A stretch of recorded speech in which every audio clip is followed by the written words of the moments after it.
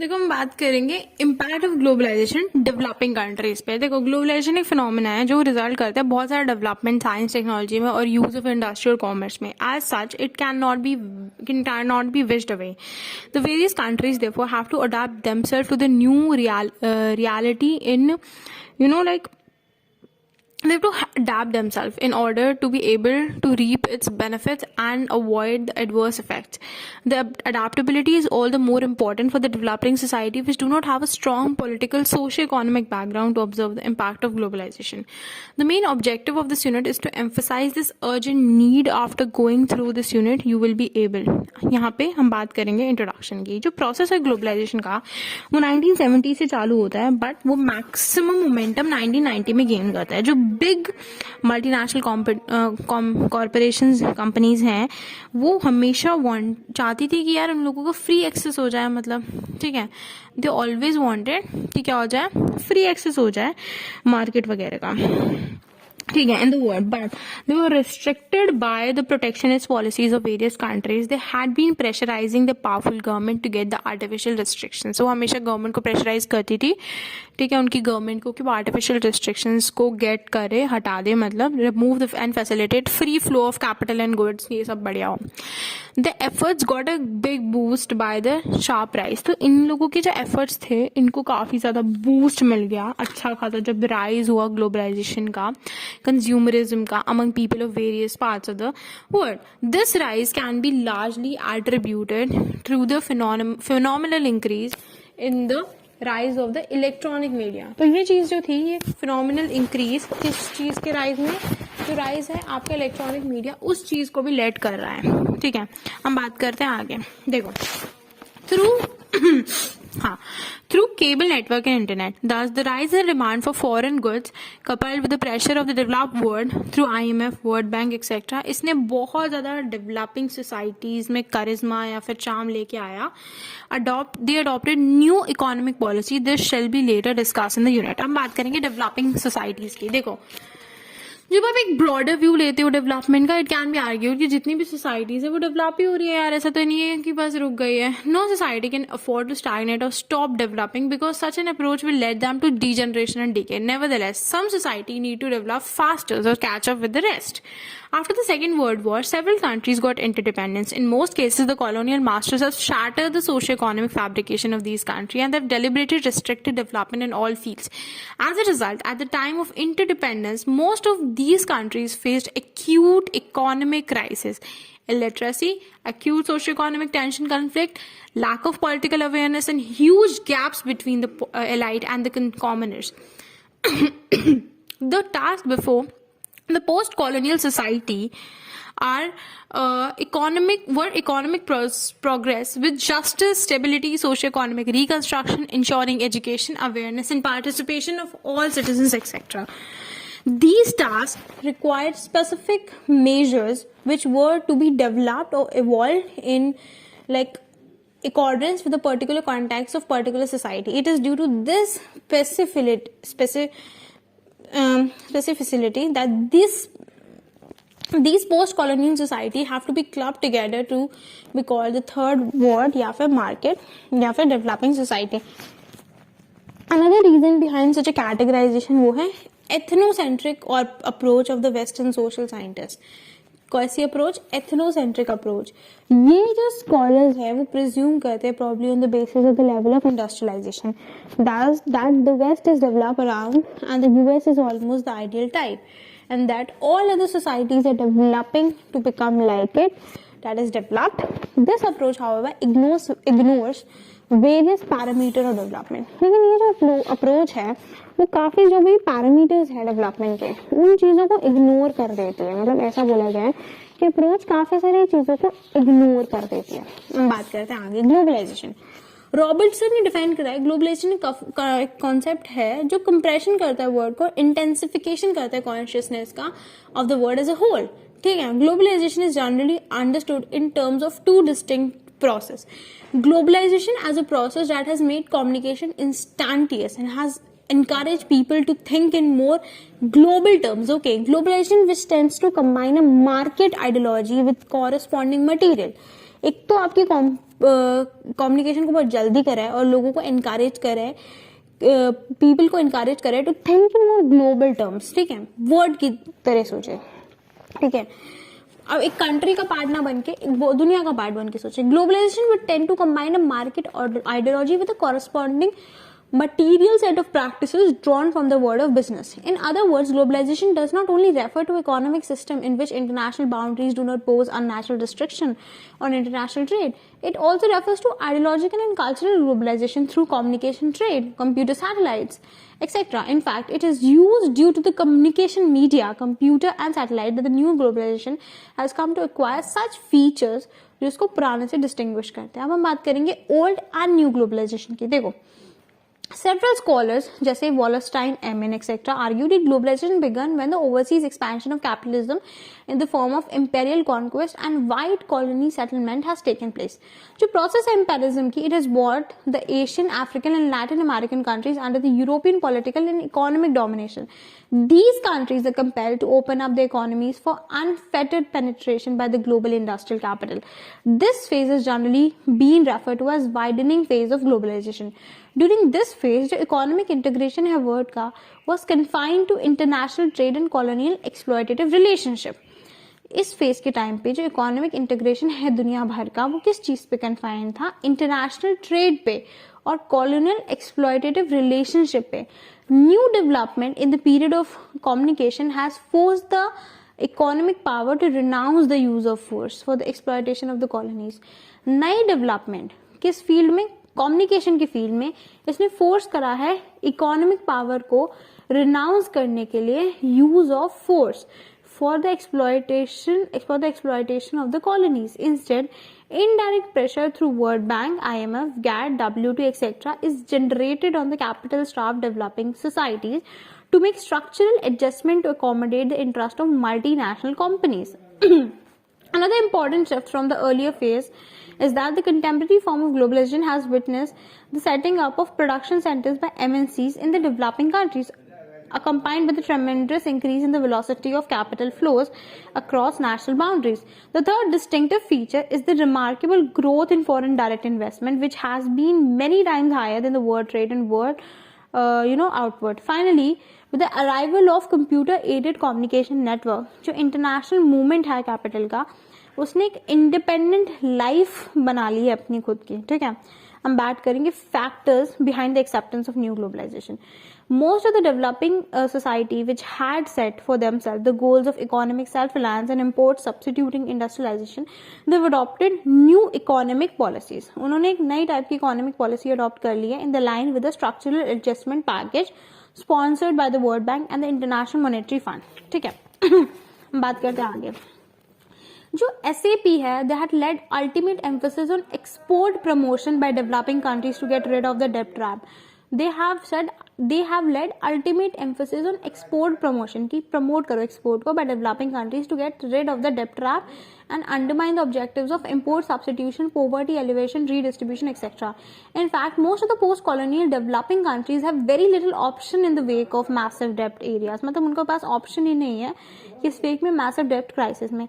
In these countries, the colonial rulers have not allowed industrialization. उन लोगों ने allow ही नहीं करा कभी industrialization. As a result of which, the list of items to be imported was quite big. Compared to it, the list of export was insignificant in most of the cases. In other words, these countries have been paying much more on imports than they have been earning from the export. तो ये जो countries हैं वो pay कर रही हैं कुछ ज़्यादा ही import than they have been earning from the export. जितना वो earn नहीं कर रही है अपने export में उतना वो import में दे रही है. This resulted in imbalance of payment crisis. This resulted in balance of payment crisis for most of the countries. In most of the post-colonial society, government are being run by the authoritarian ruling elite. Most of these elite do not have comfortable mass base and therefore they have largely been dependent on the West for their political survival. Naturally, their economic policies has been guided by the interest of the power which helped them in continuing as ruling elite. Most of the ruling elite of most of the developing countries have lavishly and freely borrowed huge amount of money to pay for the import. Here it is pertinent to mention that most of the items imported by these society are meant for elite consumption and not for the common masses. The common masses nevertheless have to bear the burden of the payment for such import. The third factor was a jolt in the form of slump in the world demand for the agriculture export from the developing countries in the 1980s. As the international banks were not willing to take any risk, the credit rating of these countries took a severe beating. The West increased the global interest rate and also curtailed government assistance in the developing countries. All the above mentioned factors combined together to cause massive debt crisis for most of the developing countries.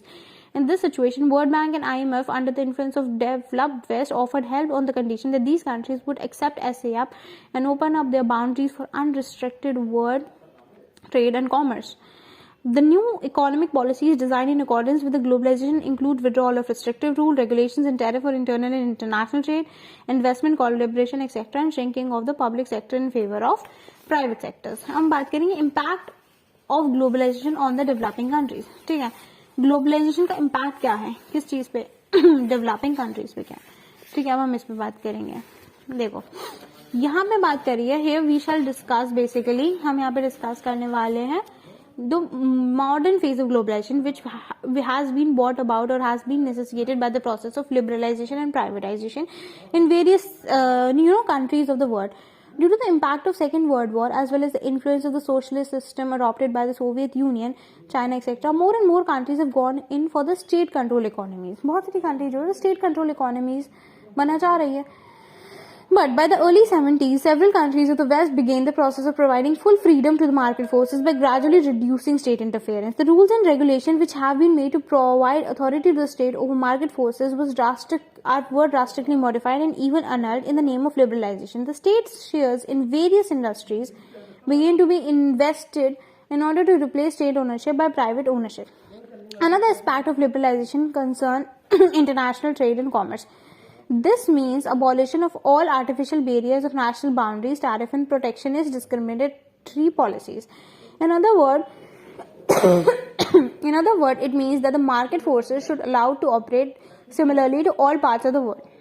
After the Second World War, several countries of Asia, Africa and Latin America got independence. And most of them, the colonial rulers had not allowed any industrialization. As such, it was impossible for them to have competed equally with the developed countries in the international market. It was due to this perception of being overwhelmed by the companies in the developed West that most of the developing countries adopted protectionist policies to protect the indigenous entrepreneurs. Why? Because they were very, very, क्या था ये? क्या problem थी इनको? ये बहुत ज़्यादा in the perception of being overwhelmed by the companies of the developed West. जो developing country थे इन्होंने protectionist policies अपना ली to protect the indigenous entrepreneurs against the big multinational companies. Some countries like India also adopted specific policies, rules and regulations to protect the small scale entrepreneurs from the onslaught of the big business houses. The policies such as FERA and MRTP Act, licensing, nationalization of bank, requirement of global approval for collaboration in terms of collaboration, etc., were all meant for protection of Indian entrepreneurs from outsider and to protect small scale Indian entrepreneurs from big Indian business houses. ठीक है, हम बात करते हैं आगे. Globalization is based on the principle of universalism as against protectionism. You know that. ठीक है. Now, it is guided by the rationale of capitalism, which calls for the free market, free competition, and survival of the fittest. The capitalist logic has got a big boost by the development in the field of computer, space, and communication, which have together made every part of the world easily accessible. People in every part of the world can be made to know about any product through TV and internet. Sky shopping and e-commerce have made procurement of any product possible in a matter of days. Markets have got flooded with foreign goods mainly because demand for such goods is on the rise. In other words, development in the field of communication have led to steep rise in consumerism in various parts of the world. जो development है in the field of consumerism, it has led to steep rise in consumerism in various parts of the world. As different developing societies have different potentials, different problems and different socio-economic and political millennium, the impact of globalization का on each of them would be different too. On some of them, the impact would be more positive than negative, while in others, it would be more negative than positive. It would also depend on the capabilities of various society in adjusting to the reality of globalization in such a manner that the interests of the people of these society are not jeopardized. Globalization is a reality which cannot be wished away.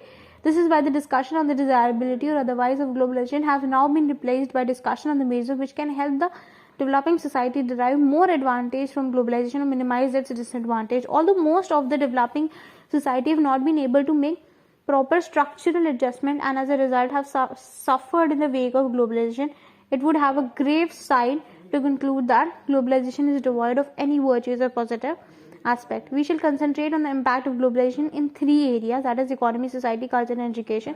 In all these three we shall first study the positive aspect and then we'll study the negative aspect right now. सबसे पहले हम बात करेंगे positive aspect, ठीक है. हम बात करते हैं, देखो पॉजिटिव एस्पेक्ट की. इकोनॉमी, जो most of the developing country है जहाँ पे economic policies have not been yielding good result, specially for the poor section. जो गैप है रिच और पुअर का वो कॉन्स्टेंटली बढ़ता जा रहा है due to the lack of competition. जो बिग बिजनेस हाउसेज हैं वो सेल कर रहे हैं एवरेज प्रोडक्ट बहुत हाई प्राइसेस में. अदर वर्ड्स में कंज्यूमर जो है they were not getting the best prices that are available in other countries at much cheaper prices, ठीक है. तो कंज्यूमर्स को बेस्ट प्रोडक्ट नहीं मिल रहे, they are not getting the best product available in other countries at much cheaper prices, सस्ते दामों में. The monopoly of the internal big industrialists and business houses was not meant for any specific benefit to the common people.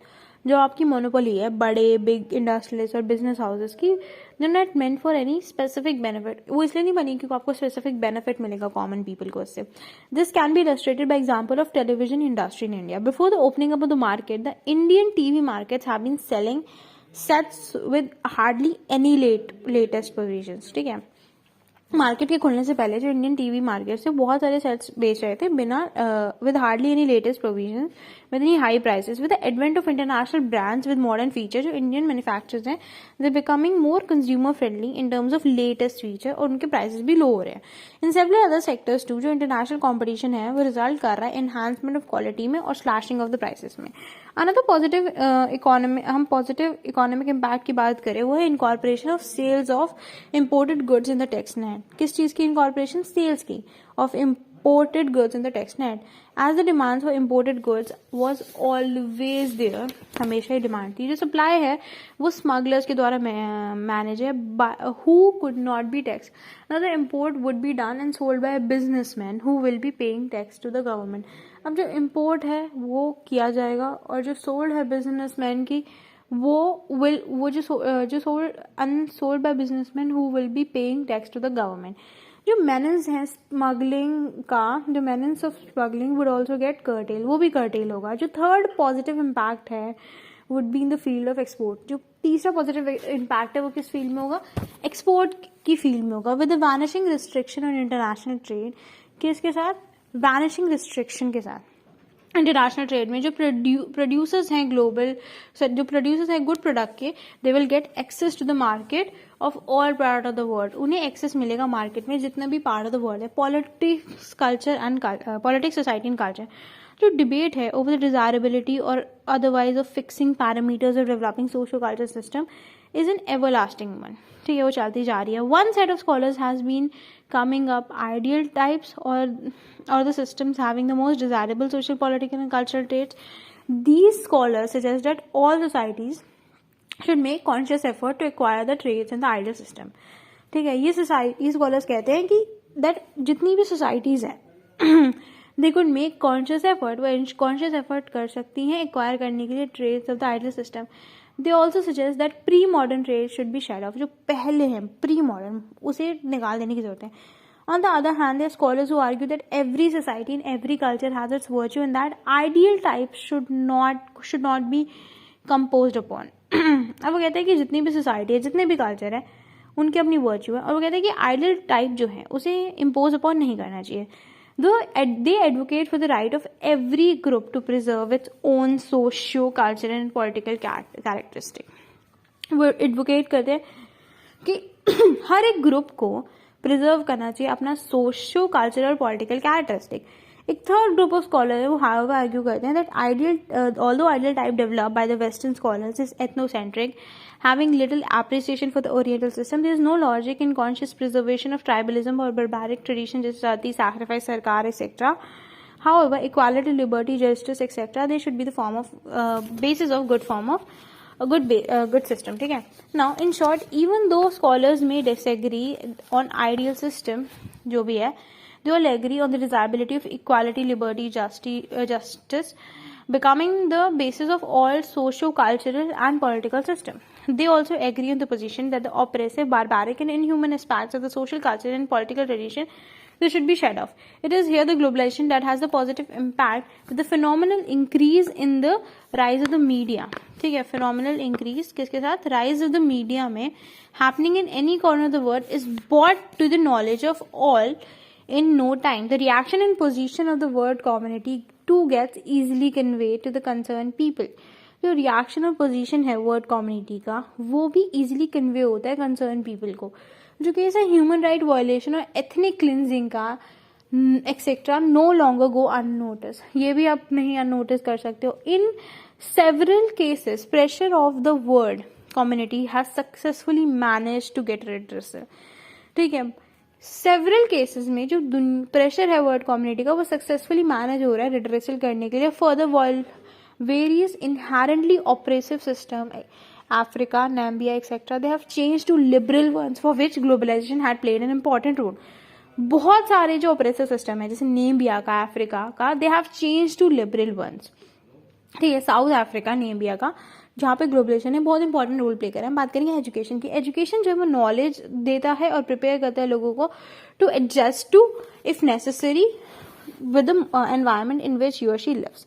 Due to various factors जो level है knowledge और capabilities का develop by education system of different countries वो काफी different है. Education in some countries वो latest knowledge देती है, वाले इन अदर कंट्री वो ऑब्सोलीट और इररेलेवेंट नॉलेज देगी. ठीक है, now globalization will help in making the obsolete education system up to date. Knowledge of the latest events, technologies, facts, development, discoveries, and human endeavors is essential for the development of any society. With the demolition of restriction, barriers, universities, and institutions of the developed countries, it will be offering the knowledge in the less developed ones through franchise or partnership with local universities and institutions. हम आगे बात करते हैं. हम बात करते हैं negative aspect. Economy में हम आते हैं. Economies of most of the developing societies suffered badly due to colonial exploitation.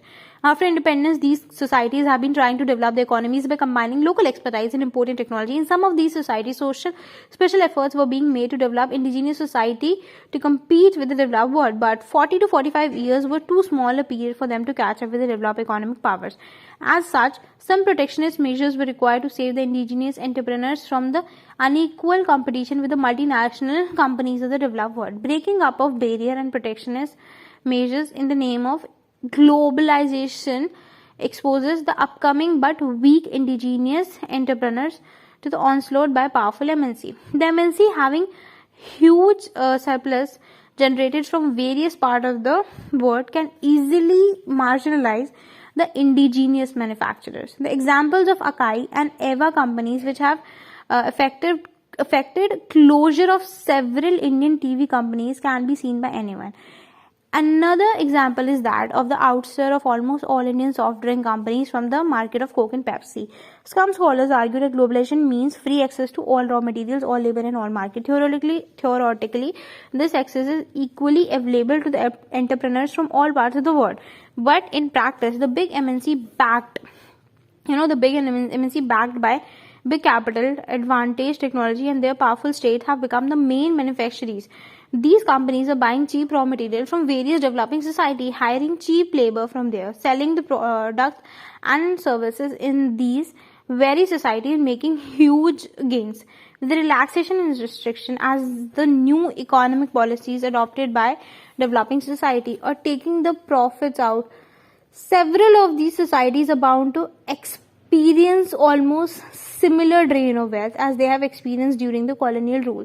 A very important tenet of globalization is privatization, as public enterprises do not generally conform to economic rationalization. In most of the developing countries, including India, public sector enterprises were set up within the following purposes: to maintain secrecy about defense-related production, to create infrastructural facility, to provide services to the masses without caring for the profit, etc. Now, हम बात करेंगे आगे. Later on, for the reasons better known to the policy makers, several market sector enterprises came in the various sectors, including consumer sector. public enterprises either should not have come up in the non-core, non-service sectors, or should have worked in to generate profit to support the non-profitable service sector. Unfortunately, most of these enterprises become burdens on the state. Due to these loss-making companies, some people have formed an opinion that public sector is worthless and hence should be done away with. Public sector कैसा है? Worthless है and should be done away with. However, the attack on the public sector has become more potent in recent years. जो attack है public sector में काफ़ी ज़्यादा potent हो चुका है recent years में, mainly by the protagonists of globalization who believe that public sector and globalization do not go together. Usually and mainly by the protagonist, ठीक है, of globalization, जो कहता है कि जो public sector globalization है वो इकट्ठे नहीं जाता. Thus, disinvestment of globalization's government's share on public sector undertaking has been caused by the logic and pressure of globalization rather than by what? Realization that the PSU are inevitable. जो PSU है they are inevitable. हम बात करेंगे आगे कि PSU जो है वो comparatively बहुत ही ज़्यादा inevitable है. This argument can be corroborated by the fact that most of the disinvestment in India has been from profit-making PSU. In fact, the original reasons behind having PSU undertaking are still relevant.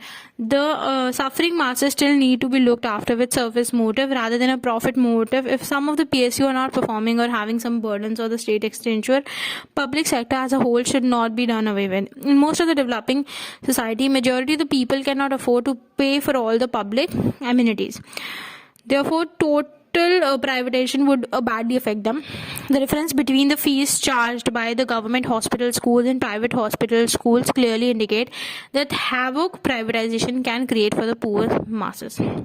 ठीक है, अब हम बात करेंगे society and culture की. देखिए, हर society जो है उसके खुद के एथिकल कोड्स और वैल्यूज, ट्रेडिशन, कन्वेंशन सब कुछ होते हैं. ठीक है, while it is good to be open to new ideas और पॉजिटिव चेंज, जो चॉइस है it should lie with the recipient. जो चॉइस है वो रेसिपेंट पे लाई करनी चाहिए. In this era of globalization however the people है of the developing society they are being bombarded so heavily through the electronic media that they hardly are left with options or choice, कि उनके पास कोई option या choice नहीं होगा. Through cable TV and internet, the MNCs are successfully promoting consumerism and Western values. This creates big adjustment problems in the developing societies. Most of the people in the society do not get even the basic amenities, and even those who get cannot afford the luxuries promoted so aggressively. This led to frustration, adjustment problem, and materialistic approach in life. Several researchers have found that people of the developing societies, especially children and youth, want to become rich to be able to buy all that they get fascinated with. The craze of Coke and Pepsi or famous Western brands of clothing or watches or cars or cosmetics are all creation of electronic media. Earlier, people either did not know about them or could not get them in the open market. Today, thanks to globalization, everybody knows about all products and the products are available in the market. When one sees others using them, the urge to have them increases manifold. This can be one of the most important reasons behind the rise of crime rate also in society. Then next we'll talk about education. The worst impact of globalization on education can be seen in the rapid commercialization of globalization over the emphasis on market-oriented forces and courses also. Sorry, not forces, courses.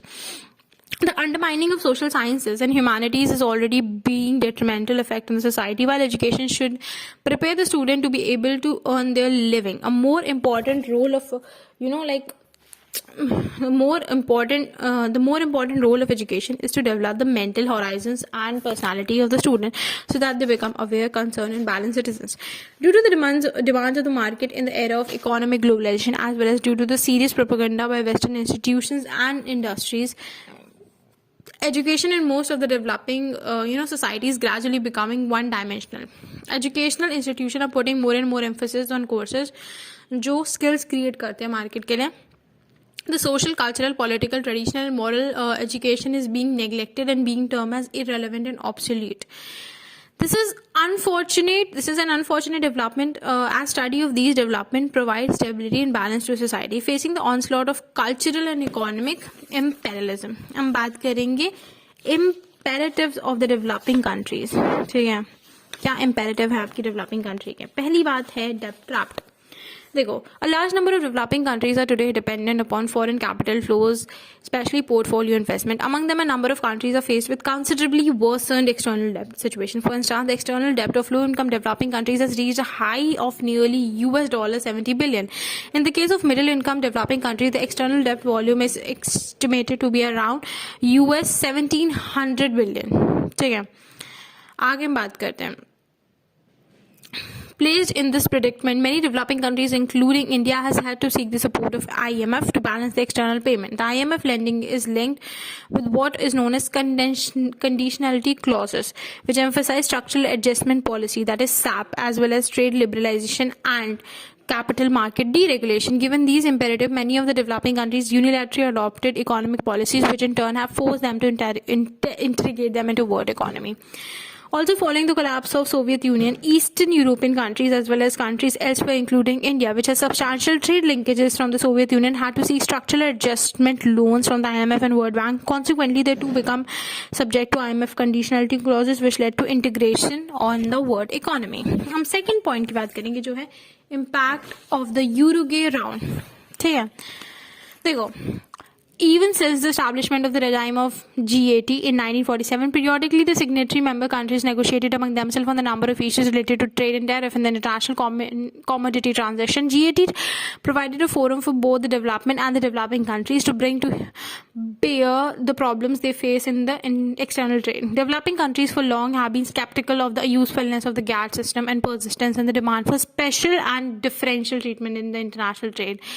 It is in these circumstances the United Nations Conference on Trade and Development, through in collective negotiations, succeeded in extending what is known as Generalized System of Preference, so GSP, to the developing countries, under which developed countries offer preferential tariffs to selected products of export from developing countries. Even the GSP was far from satisfactory because a large number of products of interest in the developing countries were not included in the list of products which received such concession under GSP.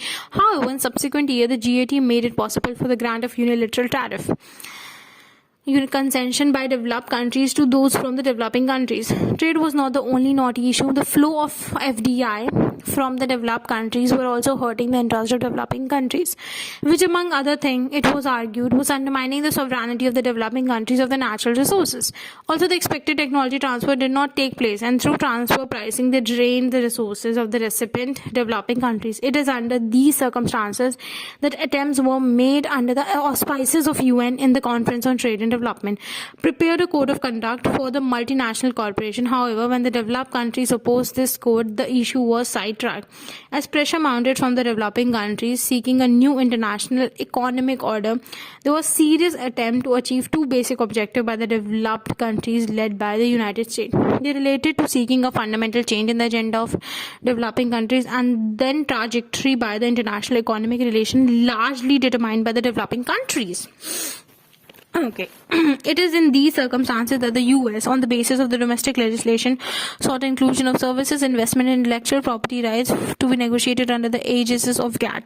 The developing countries obviously were opposed to this on following grounds. They argue that services cannot be bought under the multilateral trade negotiation because GATT mandate was only to deal with mercantile trade and related tariffs and quotas. Since services are too many and go beyond, they cannot be included for negotiation. They stated that questions relating to intellectual property right should be concern of international organizations such as World Intellectual Property Rights and therefore should not be bought under the GATT system. What is more, the developing countries were of the view that they need to develop their own national legislation regarding intellectual property rights before it could be discussed in the international forum. Regarding investment, the developing countries asserted that they needed a national approach before subjecting the issue to the scrutiny of GATT, notwithstanding their reservation. ठीक है, क्या withstand करके उनका reservation? The developing countries were unable to stall the negotiation. At best, they could only postpone negotiation. Two factors can be attributed for the failure. One, lack of cooperation among the developing countries to adopt a common strategy, and two, some of the developing countries were working under pressure from the US, especially with regard to the external debt liability. हम बात करेंगे final outcome की. Despite opposition from the developing countries, जैसे Uruguay round took certain initiative which alter the course of international economic relation are there. Okay, issues such as services, intellectual property rights, and investment were taken up for the negotiation. Legal and technical questions such as whether under the GATT these issues would be negotiation could be resolved are there. Okay, for instance, regarding service, it was decided that they would be discussed separately. Intellectual property right, investment being linked with trade would have to be discussed under GATT or spices. Added to this, the issue of subsidy to agriculture was also brought under negotiation in the GATT. Thus, under the Uruguay round, international economic relation took a new and different direction, prompted by the forces of globalization led by the developed country. By the time the Uruguay round was ending, the collapse of the Soviet Union finally nailed any hope of building an alternative trajectory in respect of international economic relations from the perspective of developing countries. The compliance of Russia and Eastern European countries to join the mainstream by seeking admission to IMF